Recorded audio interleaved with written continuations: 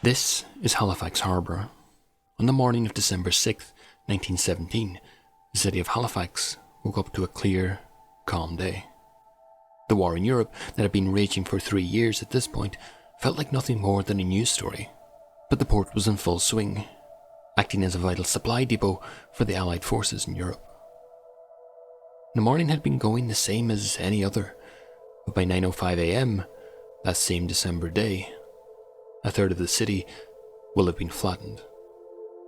Not by an enemy attack, and not by sabotage. The city would end up being hit by the largest man-made explosion in human history, and almost nobody saw it coming until it was too late.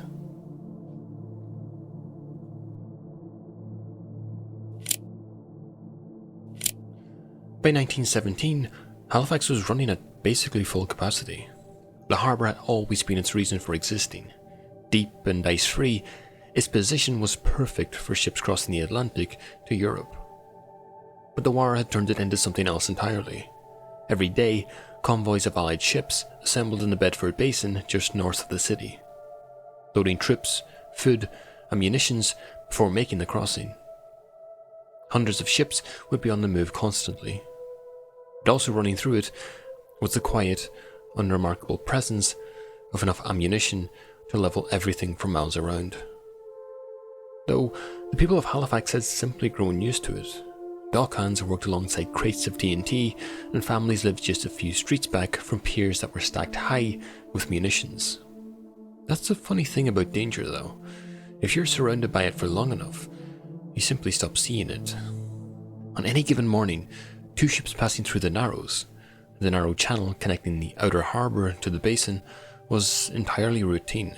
It happened constantly, and outside of perhaps a few incidents typical in harbours with so much traffic, nothing had ever gone terribly wrong. But on the morning of the 6th of December, that was definitely about to change. The Mont Blanc had been waiting outside the harbour since the night before. She was a French cargo ship, older and typical of the time. In her holds sat nearly 3,000 tons of picric acid, TNT, and gun cotton. On her deck, drums of benzol, a highly flammable fluid. In addition to this, she wasn't flying the typical red warning flag, the standard signal for a munition ship. The decision not to fly it had been made to avoid drawing attention in waters where German submarines were incredibly active. This ended up meaning that only a handful of harbour officials knew what type of ship she actually was. Her captain was Aimé le Medic, and that particular morning he was very anxious to get moving. The Mont Blanc had been held up by the closing of the submarine nets across the harbour the night before. She was already behind schedule to join her convoy across the Atlantic. Coming the other way was the Imo, a Norwegian relief ship. Her sides marked with the words Belgian Relief in large letters, making her purpose about as clear as it could be. She was bound for New York, to collect food and clothing for civilians in occupied Belgium, and she was already 18 hours late, held up herself the day before by those same submarine nets. Her captain, Hakon From, just like Le Medic, was desperate to get moving. In the Narrows, there was only room to pass safely if each ship kept to its correct side. The Imo was on the wrong side. How exactly that came to be, whether through a miscommunication, a navigational error, or simply the momentum of a large ship that had been moving too fast, would never be fully known. What followed was a confusion of whistle signals, each ship indicating intentions the other couldn't or wouldn't agree with, and as both ships approached each other, the collision became pretty much unavoidable. Each captain, desperate to avoid it, ordered both their engines to full speed astern. But it wasn't enough. The Imo's bow caught the Mont Blanc on the starboard side. The collision seemed relatively minor. The speed when both ships hit each other was only around 1 mile per hour. For any other ship, this would almost be put down to a minor incident. Minor enough that neither ship was badly damaged and no one was hurt. But the impact had tipped over several drums of benzol on the Mont Blanc's deck. The fuel then spilled, releasing fuel vapors into the air. At this point, all that would be needed to ignite it was a spark. A spark that came, tragically, when both ships tried to pull away from each other. The grinding of the two metallic hulls locked together would end up throwing more than enough sparks into the air to ignite the fuel. The Mont Blanc, packed with explosives, had just caught fire. Le medic and his crew knew immediately what was coming. There was no fighting a fire on a ship carrying what the Mont Blanc was carrying.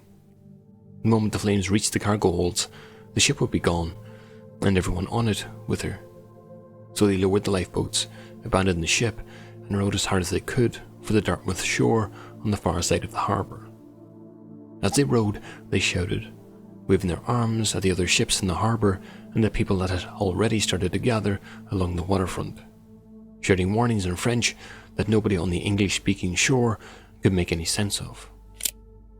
Mont Blanc was now unmanned, and so as it burned, it began to drift towards the shore. The fire was something to look at, though. The benzol burned with a thick black column of smoke visible for miles around. But the ships in the harbour moved towards it to try to help.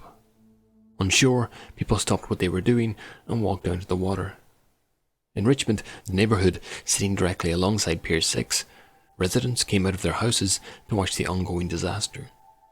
It had the quality of a special event, and so people treated it like one. For 20 minutes, the Mont Blanc drifted toward the Richmond waterfront, on fire the entire time.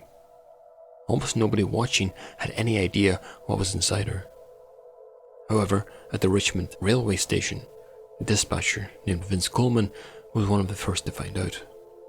He was 45 and a father of 4, and had worked the telegraph at that station for years. That morning, though, a naval officer burst through the door and told him what was in the ship. Coleman ran. If he kept running, he would make it out unharmed. But then he stopped. Train number 10, the overnight passenger service from St. John, New Brunswick, was due into Halifax any minute, and several hundred people were on board. Its track ran directly alongside Pier 6, directly alongside the burning Mont Blanc. In an act of extreme heroism, Coleman went back to his desk and started tapping. Hold up the train. A munition ship afire in harbour, making for Pier 6, and will explode. Guess this will be my last message. Goodbye, boys. The message reached every station between Halifax and Truro. Train number 10 stopped 6 kilometres short of the city, and everyone on board was saved from certain death by the actions of Coleman. But Vince Coleman would never make it out of the station. He was killed when the explosion happened, almost immediately. Then, at 9:04 a.m. and 35 seconds, the Mont Blanc exploded. The ship didn't just blow up, though. It ceased to exist. The entire hull was vaporized in an instant, causing a pressure wave to tear outwards at 1,500 meters per second. And everything in range of the Narrows was hit and basically wiped out. Every window in Halifax shattered almost instantly, driving glass into the eyes of anyone unlucky enough to be watching the burning ship from afar. In Richmond, houses simply disappeared. Churches, schools, factories, all gone. On the ships in the harbour, sailors were killed instantly where they stood. Aboard HMCS Niobe, a seaman named Bert Griffith was thrown across the deck and later wrote to his wife that he saw something coming but couldn't describe it, and then heard an awful noise and felt things falling everywhere.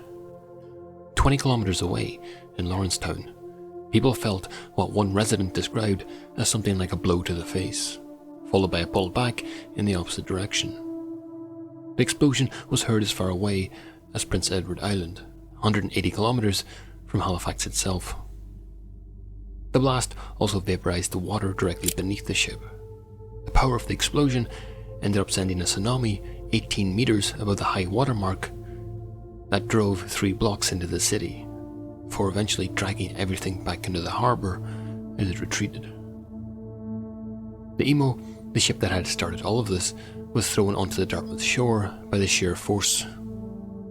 Captain Frum was killed. The Mont Blanc's half-ton anchor, though, one of the few parts of the ship not to be completely destroyed, ended up landing in the woods 2 miles away. To this day, it's still there. When it was over, 325 acres of North End Halifax had been completely levelled. Close to 2,000 people were dead and another 9,000 were injured. Among them, nearly 700 with eye injuries from shattered glass. 250 of whom would go on to lose their sight completely. Over 6,000 people now had no home to go back to either. And all of it happened in the blink of an eye. By the afternoon, rescue efforts were fully underway. Those who had managed to survive started to work through what was left of the port and its surroundings, hoping to find further survivors. Before long, nearby hospitals were completely overwhelmed. The dead were laid out in makeshift morgues, while the living were treated in corridors and church halls across the city. A sad side effect of the blast had caused many of the stoves in people's homes to tip over, which started several fires across the city. The morning of the 6th had been calm and clear, but fortunately and, well, unfortunately, that night, the worst blizzard Halifax has seen in a decade swept in from the Atlantic and buried everything under almost 16 inches of snow. This had the benefit of killing many of the fires that had raged across the area, but also prevented relief trains from across Nova Scotia and New Brunswick from reaching those affected. This blizzard had also caused telegraph lines that had just been repaired to be knocked down once again. These factors caused the city to be almost unreachable. Boston was the first to respond in force. Within hours of hearing about the explosion, the city put together a relief train loaded with doctors, nurses, and supplies that arrived in Halifax the following day, before even many Canadian relief efforts had gotten fully underway. More aid followed from across Canada and eventually from as far as New Zealand and even China. As a result of Boston's response to the tragedy, every year since, Nova Scotia sends a Christmas tree to the city of Boston, and it stands in Boston Common each December, as a simple thank you for not even needing to ask for help before it was on its way.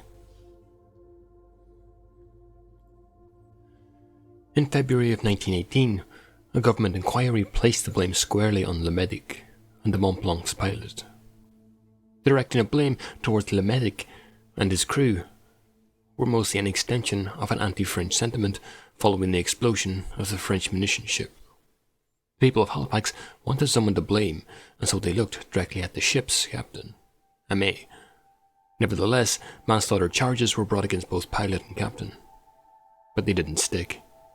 Higher courts found that the evidence simply didn't support the charges, and eventually no single party was found responsible for what had happened that day. Looking at the full picture, it's hard to argue against that verdict. The Emo on the wrong side of the channel, the Mont Blanc carrying so many munitions with no warning flag, and a harbour running at a pace that left basically no room for error. Le Medic survived. His pilot survived. Captain Frum of the Emo did not, and neither did Vince Coleman and close to 2,000 others. Within a week, the naval convoys had resumed. The war needed the harbour one way or the other, and so it eventually went back to work. Halifax rebuilt the harbour quickly, but the rest of the surrounding area took a lot longer to repair. And for those who experienced it firsthand, they probably never fully got over what happened. It would be almost 30 years before a man-made explosion surpassed what had happened there on that quiet Thursday morning. When it did, it was deliberate. But that's a story for a different day. May all those who lost their lives that fateful day rest in peace.